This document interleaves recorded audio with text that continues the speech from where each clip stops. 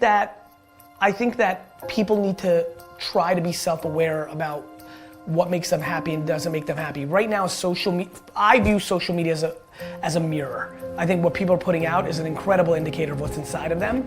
So right now there's a lot of political anxiety, there's a lot of ideological anxiety, and so what we're seeing is a lot of judgment.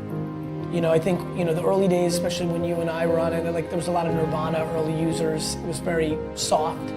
I think you are seeing a different version of that today, but that is, you know, getting off of social is no different than stop watching CNN or Fox every night or reading the Journal or Times.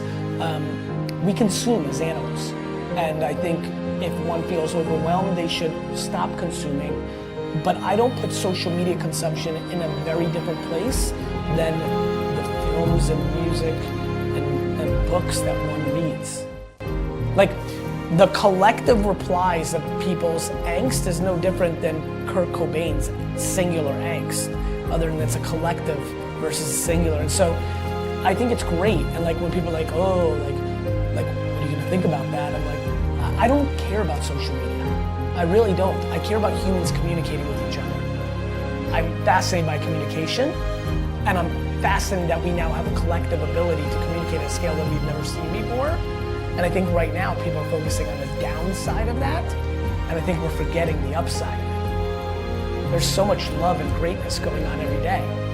I think humans find what they're looking for. You're signing into Twitter to find a fight, or to find somebody to fight with, or to see some negativity, you're gonna find it. I think if you go to Twitter or Instagram to find happiness and positivity, it's there at scale. I'm curious, for people who are trying to find meaning in life, to live a meaningful life, what would you say to them? I think a couple things. You know, it's a very heavy question. I think people, first of all, have to give a lot more thought to the environment and the parents that raised them. There's a lot of answers in there, like a lot. So that's interesting to me. That's just one hot take. I believe one of the great ways to mix things up is what you listen to and who you surround yourself with. I'm unbelievably passionate about people finding more optimistic, practical friends. And I think optimism can slide into delusion, which is why I say optimistical, practical.